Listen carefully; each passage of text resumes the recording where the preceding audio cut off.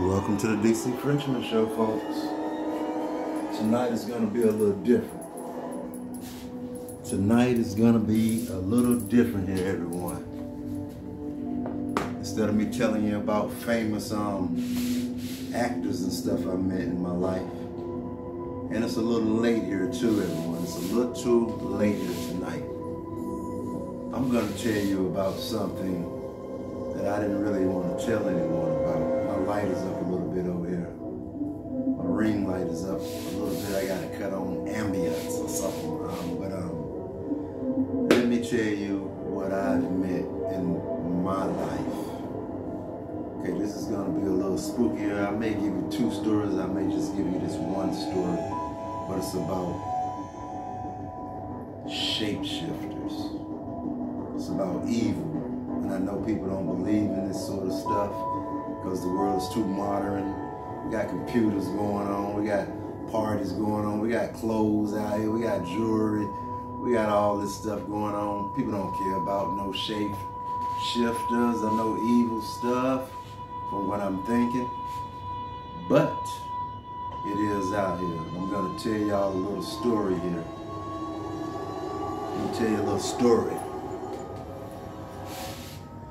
Okay, mine started back when the 9/11, back when 9/11 happened. I used to stay up in New York when the Twin Towers fell. And when they fell, I had just got my tail and moved back down to North Carolina to be around my mother. You understand what I'm saying? So, I was living in North Carolina at the time. And I had an aunt that lived in North Carolina. God bless her soul. Now that's the only reason I'm telling y'all this story, and that's the only reason I'm telling y'all this story, because my aunt's been dead now for like a year. Yeah, about a year now. This is 2023. And I waited till 12 o'clock at night to tell this story, so it could be a little bit spooky. But I met a shapeshifter. Let me tell you how I met this shapeshifter here. And this is going to be a story that you're never going to forget right here. And I hope it creeps you out. I hope y'all believe me in this world. Shit is happening out here in this world beneath the eye that you all don't see. You have to be in that frame of mind to believe this story and to know that it's happening. It may happen to you if you're gifted enough, or if they give you the pleasure of letting them see you. That's what I'm going to say. So here's how mine happened. My aunt used to work at let's say a university. My aunt worked at a university. She worked at North Carolina State University in Raleigh, North Carolina. That's where she worked at. And I'm only telling her business because my aunt is gone now. And it shit's not gonna hurt her. But I really don't tell nobody this story but my other aunts and stuff like that. And they say, yeah, I know. So I used to be running around Raleigh when I was younger, a young man.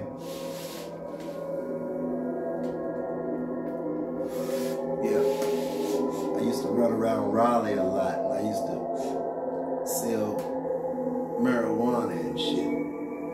I used to distribute. I used to try to do a little something out here in this world and stuff. Try to make me some money. I had a job too. Don't forget that I had a job too. But my aunt was like, she called me up. I used to tote a gun on me too when I was young. I used to try to like tote weapons and shit on me. I don't know what was in my system back then. I was just a wild stallion. But my aunt called me up. I need you to take me somewhere. I said, aunt, where you want me to take? I can tell y'all a million stories about my aunt if y'all write in the comments that y'all want to hear some more stories like this about my past. My aunt that passed that used to work roots. Yes, my aunt worked roots. I'm not going to say her name because I don't want y'all looking her up and stuff like that. But my aunt worked roots, and they were powerful roots that she used to work, which I'm from DC and I ain't believing no crap like that, but it works. So here's what happened. My aunt called me up. She was like, I need you to take me somewhere. I was like, where you want me to take you to? She was like, I need you to take me to this man. I said, to this man? She said, yeah, this BITCH at my job is threatening my job. She's threatening my job. She's new from New York. And she's not gonna get my job from me. This is my job. I got a trick for this BITCH. I was like, damn, what you gonna do to her? You gonna whoop her or something? You gonna beat her up? I was like, no, I got something better I'm gonna do. You know what I got? I got something for her. So my aunt, she was like, I need you to take me down this preacher's house. I was like, a preacher's house? Would you go pray? She was like, nah, I got something that's gonna work even quicker than that. And I was like, oh Lord, oh my God, no, aunt. Don't tell me you about to do that thing that you like to do. She was like, son, take me to where I told you to take me to. And I was like, let's go. So she took me to this spot deep down in the country, down past, I'm gonna go ahead and tell y'all, let y'all know where it is so you can know to stay clear of this right here. Stay clear of this town outside of that town. But it's down by Zebulon, North Carolina. Zebulon, North Carolina. That sounds like a biblical place, right? But she was like, take me down to this spot. I was like, come on, Aunt, let's go. Aunt jumps into my car. But before she jumps in my car, she tells me what she's about to do. She's about to work a route on this lady to get her up out of this, get her up out of the job competing with her and think she gonna be her boss and come in there like that. And she's already the boss there. So my aunt was like, my aunt brings out a brush.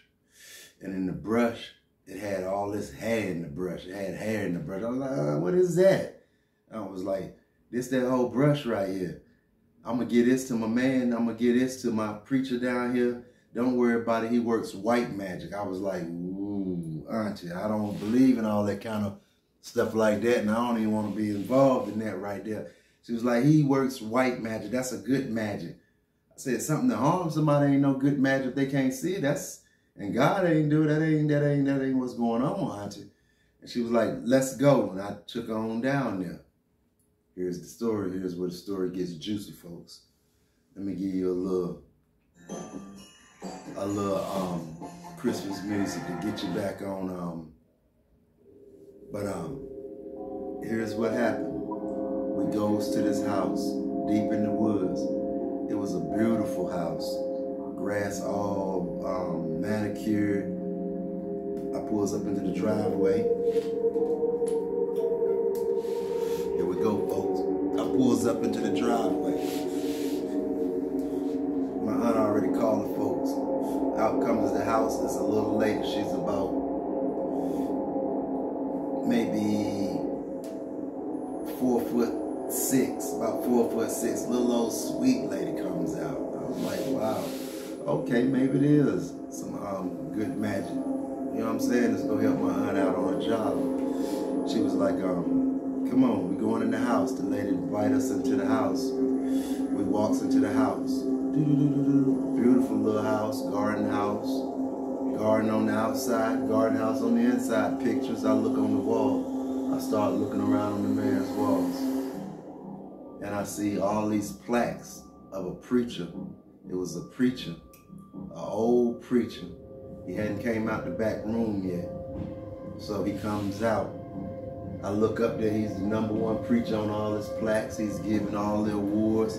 He's retired, a retired preacher at this. He comes out the room and I see him. He's standing about 4 feet. About 4 feet, I'm gonna say. Looked like she was taller than him if you ask me. So I'm like, wait a minute, man. These are some pretty short preachers and this is a good spot right here. They're all right. So he like, come on, we're going outside. I look at the man, he walking slow on his little cane. He walking slow. Okay, let me give you a description of the man when he comes out the house, when he comes out. When the man comes out the back room, I'm skipping stuff. When the man comes out the back room, he's standing about 4 feet, 3 inches tall. He's walking on a cane. He's coming up close to me. He's got a pretty clear brown coat of skin. Pretty brown coat, man. His hair, he got baby hair all over his head. And when he look up at me, his eyes is sky blue. All the way sky blue. I'm starting to get creeped out now because the story is starting to get kind of creepy to me again. I might even need to open my balcony door over here and shit. But I'll open a window up or something, get some air up in there. Whoa. Get a little air up in here or something. But this man comes out, he got these light blue eyes. They're like the lightest blue that you've ever seen on anybody in the world. I watch a lot of National Geographic too, so I know what eyes look like, and he got those eyes. And I'm like, wow, this man, you might be really spiritual. You can stand there and see heaven through those blue eyes. It's like the sky up in there. So he tells us to follow him outside. And when we goes outside, we goes into this little bitty house. It was a tiny little house, about as big as half of my living room here. About as half of my living room. We walks outside, it's a beautiful day. Sun is out, birds chirping, everything. But when we gets out the door, everything seems like it gets quiet to me, if you ask me. We walks 10 feet to that little house, and we go inside. It's a tiny old, like a slave house or something, like an old house from the slavery days where they kept food in and stuff like that. So we goes inside of it. It's a little desk like this where I'm sitting at right here in front of my cameras. It's a little desk that's about this wide, if you can see my hands and stuff. This wide, it's about this wide, everybody, if you can see me. It's about this wide. 3 chairs at the desk. One here, I sit over to the right. My aunt sit to the left of me. And the man, when he goes in, anyway, he goes around and sitting to the table. His back is on the wall of the house. You can reach around in the house and reach and get anything you want in this little house. So I'm looking on the walls, and I see all this shit inside of jars, all sorts of little crosses, and all sorts of little upside down things. I don't even like think about it because I see all this stuff. This is on the walls, it's all around me. And then the man tell me in front of me, he was like, well, not yet, wait a minute. He tells my aunt, did you bring it? And I'm like, oh shit. He was like sitting up there with his head down most of the time, talking and stuff. And I could hear him and shit. But I told you, we closed the door, it's sort of dim lit up inside of there. It's dim lit, everyone, it's dimly lit. So I'm sitting up in there, my aunt's sitting beside me, just close, arm length, we touching. So he like, did you send it? Aunt brings out this brush. Yeah, Aunt brings the brush out. Aunt brings the brush out and gives it to the man. I'm sitting in front of him, I'm looking at him, and he's taking all the hair out of the brush. Don't y'all try to use this as no, because you ain't got the type of man's power, so you can't use what I'm about to tell y'all he did, and you don't know the remedies that he had on his wall that he put it in. So the man was like unraveling and taking all the hair out of the brush, and he go tell me, can you give me that jar behind you? I'm like, look behind me on that little door thing, right? I reach and I give him a little jar, and I shouldn't have participated, but I gave him the jar. You know what I'm saying? I'm thinking nothing of it, like, but he like gets a cross, a reed cross out, and wraps the lady hair around the reed cross, ties the lady's hair up in the reed cross, then he dips it in a jar with some stuff in there, I don't know, a frog or something, some type of little amphibian, something, and there was something else in there, some other stuff. He said some stuff, and he was talking, and he was chanting a little bit. But here's the kicker right here. When I tell you he was turning into a shapeshifter, while he was talking, it always, every time I tell you about it, it always make me feel like I want to change into it, because I hate describing this shit right here. It always make me feel like I'm changing into what I tell you that this man changed into me. never mind. But here we go. Here's what happened. I'm sitting up there, and the man talking, he's like telling my aunt, you take this cross and you put it in the front of your doorsteps, buried, so every time you go in your house, you walk over top of it, and it's going to intensify the power of the spell that I'm going to put on it. And I'm listening to him talk, and the whole time he's talking, he's not talking anymore. He's like slithering and talking. He's like slithering talking. And this man started like in front of me. I'm seeing him moving and doing what he's doing. He started shrinking a little bit, and his skin on his hands, because I'm looking at what he's doing with his hands, not really looking at his face. The skin on his hands started changing, and his skin started like going like snake skin, everyone. His skin started turning into hard, beautiful, hard snake skin that went into scales.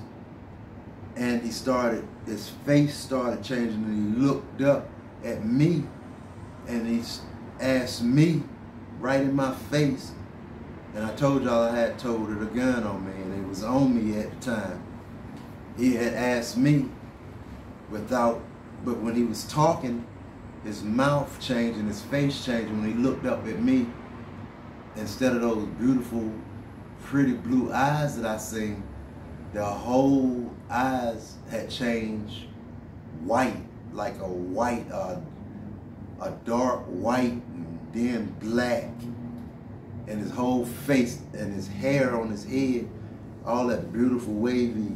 That man was about 100 years old, my aunt told me too. But all that wavy hair on his head turned hard, like a shell, hard cap of scales. And while he was talking, he looked up at me and he asked me, is there anything I could do for you? But I looked into his mouth and I seen his tongue. That's why he wasn't talking like normal like me. His tongue was, it's nothing I could do for you, but he wasn't saying it out of his mouth.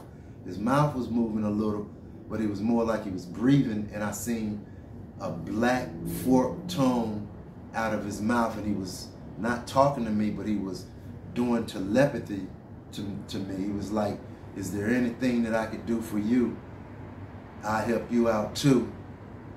And in my head, I was like, I had my gun on me. I was like, all these thoughts into me was running at me at the same time while I seen him changing and talking to me without moving his mouth and without words coming out of his mouth, talking to me through his head, talking to me through his mind. And I was like, you know, the first thing that you would think of when you used to be young, you think of some wishes and shit like that. I didn't mean to think of it because I love God and stuff, but my subconscious was like, I remember I had this girl one time that helped me spend up $58,000. She left me when I got down to $8,000. She left me then. And I was like, damn, I wish I could have that girl back because I sure miss her. I don't know why I said that, but that was the first thought that popped in my head. And I could swear I heard him say, okay, like that. But I didn't hear it. And I was like, hell no, you can't help me. If anything God got to do to me, I could get God to help me. And my aunt grabbed me by the arm on my left arm and brought me back in and I was about to pull my thing out. And I just, instead of pulling my thing, I grabbed a doorknob and stuff. And I just backed up out my seat a little and got out the door and got back out into the sun and stuff. And I went and got in the sun and waited for my aunt to do what she had to do up inside that little house with the man and stuff. The man never came out the house. Once my aunt came out the house, I didn't never see him leave and see that he changed back into himself. I see if my aunt stayed in there with him while he was a full reptile, black, scaly reptile man. He looked like he was about 3'8", sitting up there, lizard, and then telepathy, hard hands, snake skin, hard, long, like, I couldn't, man, can't describe this man, man. He just changed in front of me, y'all. A preacher changed in front of me while my aunt was doing a root on someone. But the story is not over. My aunt never come out the house. She didn't come out the house for a little while. And when she did come out the house, I'm sitting in the car with my gun. And when I got back out in the sun, I was like, God can give me what the hell I need. If I need to ask for anything, and I can go hustle up with this thing that I got, and I got this weed. If I need to get, I need to do, I can do that. Fuck that. I don't need to know what aunt doing up in that spot right there. So I was like, I freaking got in the car and shit. And aunt finally came out that house. That man never came out that little house. And now that I think of it, that man probably had to change back into what he had to change back into, walk back out the house and shit. But that man had a wife, a little old wife with him too. So that made me think she could be one too. But me and my aunt, we goes back to her house, and my aunt instantly go to the shed and go get a little shovel and bury the shit. Buried right in front of the house, in front of the steps where me and her gotta walk into the house, like the man said, to intensify the power on the thing. My aunt goes in the house, well done, like we done did it all. And I'm like, she talking, I'm like, aunt, that was bad. That's the devil. You gonna be, something gonna happen to you, da da da da da. And I don't want to talk about, that's not good, aunt. My aunt cussed me out, told me I need to go back and go sell me some drugs and do what the fuck I be doing, because this ain't got nothing to do with me. This is a whole nother different lifestyle right here. That's not on the young folks level and shit that we out here living in the world doing today. And I was like, whew. I helped aunt put that shit in the ground though, so I could have me a place to stay. I was staying with my aunt back in the days when I was younger too. Whenever I go to North Carolina, I stayed with her. But I freaking soon as aunt went in the house and relaxed, I didn't leave. I wouldn't smoke me a J to still comprehend. Did I just see this man, or what the hell was going on? I dug that shit up out the ground before I left and broke it up and throwed it in the woods, y'all. I throw that shit in the woods. God rest my aunt's soul and everything.